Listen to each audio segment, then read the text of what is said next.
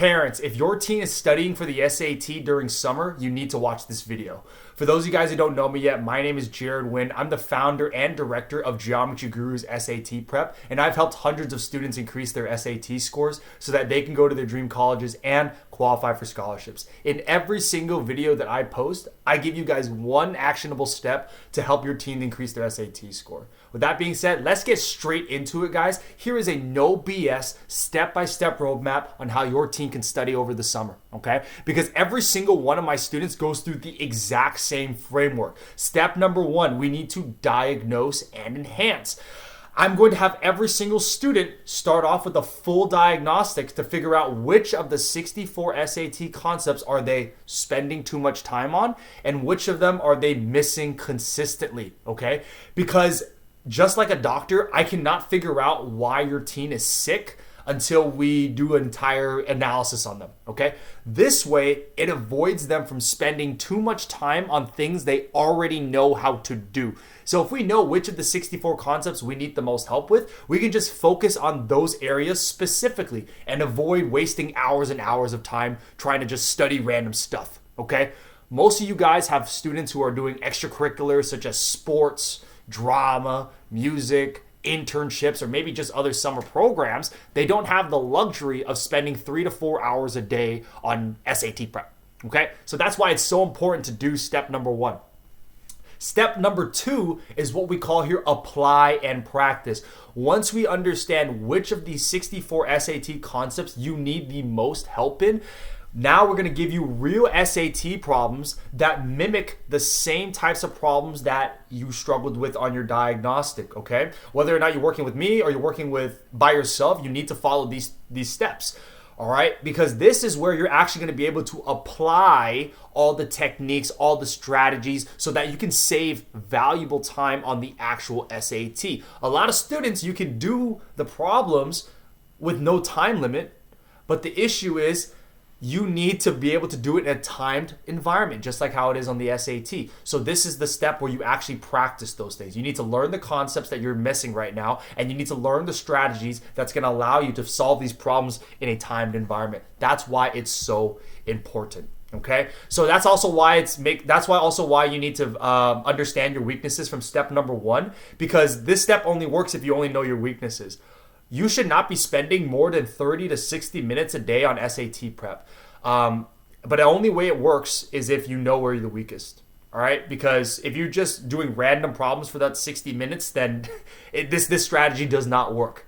At the same time, I would rather you have 60 minutes of focused prep on your issues rather than 3 to 4 hours on just whatever you want on the SAT. Okay? That is not going to give your team the results. You're going to give them a false sense of security because they're going to be like, oh, I practice every single day. But then they go to the exam and they flunk it because they didn't work on the things they actually needed the most help on. That's what step number two is all about. Okay.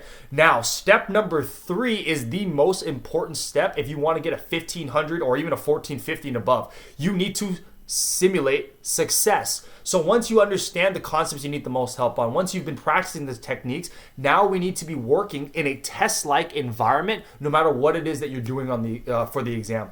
Whether or not you're doing practice exams or whether or not you're just doing regular homework, everything you do needs to be timed and in a proctored environment.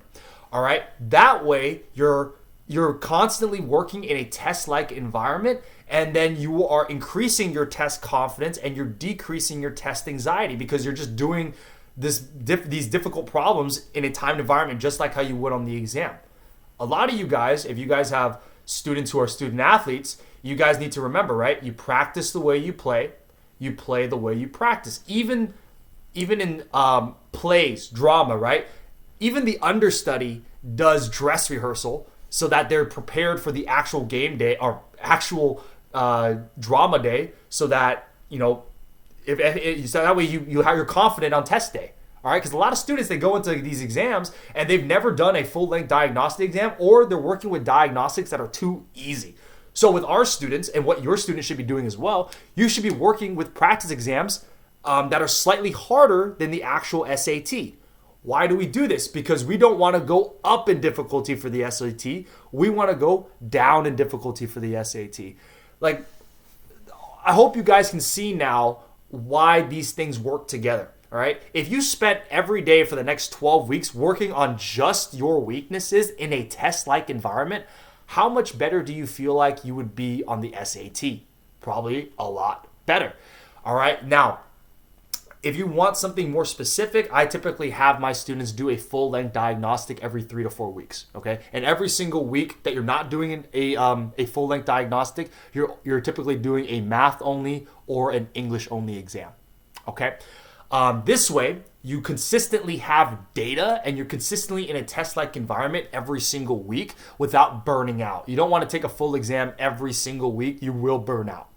All right, guys, that is your No BS step-by-step guide. Once you finish with that new diagnostic, you just repeat the steps over and over again so you keep on filling the holes. All right, figure out where you're the weakest. Learn the strategies and techniques to save time on the exam and actually answer those questions in a timed environment. And then work with practice exams that are slightly harder than the real SAT so that you boost your test confidence and you decrease anxiety. If you guys are looking for additional support on this, make sure you DM me or you comment below this video. I'll give you guys some free actionable steps for your team to take right now. All right? Have a great rest of your day. And as always, I'll see you guys in the next video.